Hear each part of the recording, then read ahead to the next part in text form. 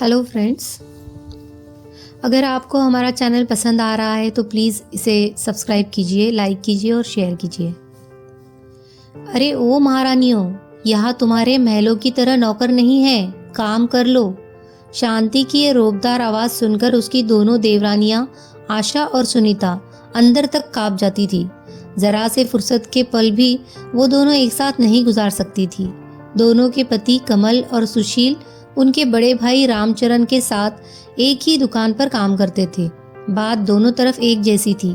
वहाँ दुकान पर दोनों भाई अपने बड़े भाई से एक शब्द नहीं बोल सकते थे और यहाँ घर पर दोनों अपनी सास कम जिठानी से एक शब्द नहीं बोल सकती थी। सास को तो दोनों ने देखा ही नहीं और जिठानी केवल नाम की ही शांति थी। दोनों भाइयों का रामचरण के आदेश पर दुकान के काम में पिले रहना और घर में शांति के आदेश पर आशा और सुनीता का घर के काम में पिले रहना अब नियति बन चुका था। हालांकि कमल और आशा की शादी को अभी 1 साल और सुशील और सुनीता की शादी को सिर्फ 8 महीने ही हुए थे। दोनों देवरानियां देर रात को जब घर के काम से निपटाती तो अपने थके हारे पतियों से कोई शिकायत नहीं कर पाती थी, लेकिन पतियों को सब पता था पर वो विवशता से कुछ नहीं कह पाते। दोनों भाई सब कुछ जानते थे और समझते थे पर कुछ कह पाने नहीं पाते थे। माँ बाप के मरने के बाद भाभी ने बड़े भाई को ऐसे काबू में किया कि वो तो ना कुछ देखते थे और ना ही कुछ बोलते थे।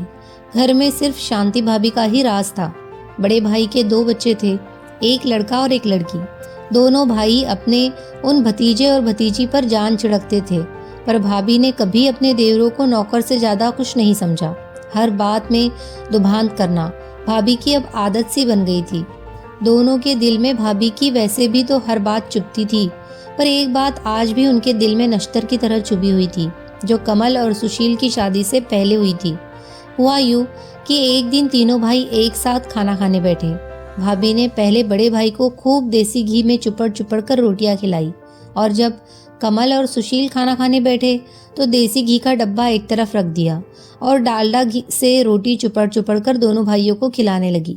ये देखकर कमल ने हिम्मत करके भाभी से कहा, भाभी हमको भी देसी घी से चुपड़ कर रोटी दो ना, बड़े भाई को भी तो आप देसी घी की रोटी देती हो।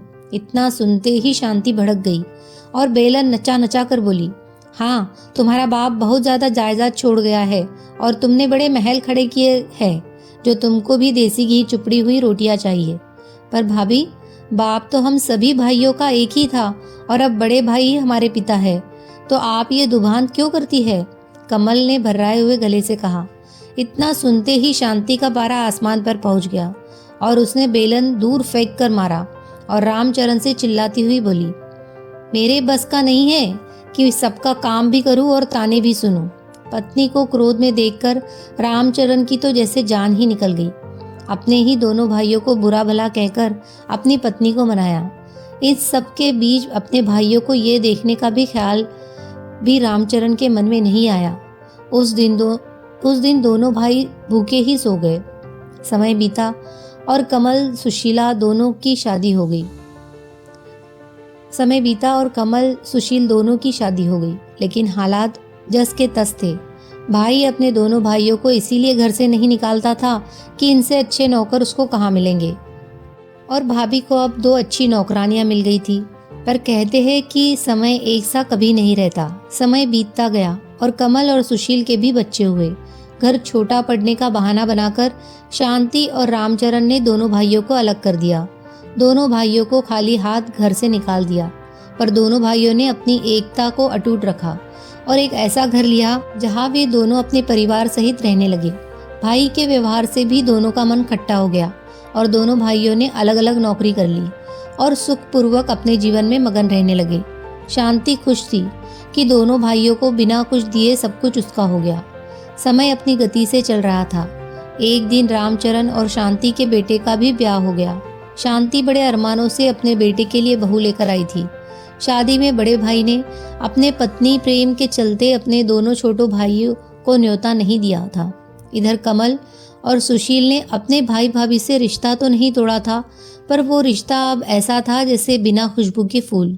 लेकिन अपने किए कर्म सामने जरूर आते हैं और ये शांति को जल्दी ही पता लगने वाला था। समय ने करवट बदली।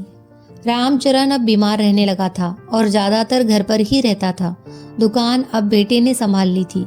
एक दिन बेटा खाना खा रहा था और बहू बड़े प्यार से खूब घी चुपड़ चुपड़ कर अपने पति को रोटियां खिला रही थी। शांति रामचरण के पास बैठी हुई ये सब देख रही थी। बेटे के खाना खाने के बाद रामचरण खाना खा रहा था और शांति उसके साथ ही बैठी हुई थी। बहू रोटियां बनाकर रामचरण की थाली में रखती जा रही थी। रोटियां नाम मात्र की घी चुपड़ी हुई थी और जली जली सी बन रही थी।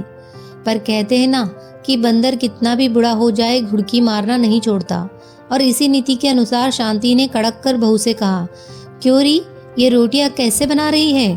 तेरी माँ ने क्या ऐसी रोटी बनाना सिखाई है? बस इतना सुनना था कि बहू रानी रसोई से बेलन लहराती हुई आई और शांति पर बरस पड़ी। देखो सासू माँ, मेरी माँ पर मत जाना, और रही बात मेरी माँ ने क्या क्या सिखाया है, तो उन्होंने जो सिखाना था वो सिखा चुकी। अब मुझसे बात करो। और क्या हो गया जो जरा सी रोटी जल गई? खा लोगे तो कुछ हो तो नहीं जाएगा? जो सारा दिन अपना हाड़ पेले रहता है, दुकान पर उसका ध्यान करूं या इनका जो सारे दिन घर में पड़े रहते हैं? रामचरण खाना बीच में ही छोड़कर अपने कमरे में चला गया। दूसरे कमरे में ये सब सुन रहे बेटे को चुप देखकर शांति बस भगवान से ये प्रार्थना कर रही थी कि ये दिन देखने से पहले वो मर क्यों नहीं गई। एक मेरे देवर और देवरानियां थी जिन्होंने आंख उठाकर भी हम भैया भाभी को कभी नहीं देखा। जवाब देने की तो बात बहुत दूर रही, और आज मेरी बहू ही। उस दिन के बाद शांति की आवाज़ तो जैसे चली ही गई। जैसा बहू और बेटा चला रहे थे उसी तरह ही जिंदगी को चलाने का शांति और रामचरण ने समझौता कर लिया। शांति की तानाशाही को अब विराम लग चुका था। शांति अब अपनी देवरानियों के बीच उपहास और दया का पात्र बन गई थी। घड़ी घड़ी पुरानी बातों में खो जाना अब उसकी आदत बन चुकी थी।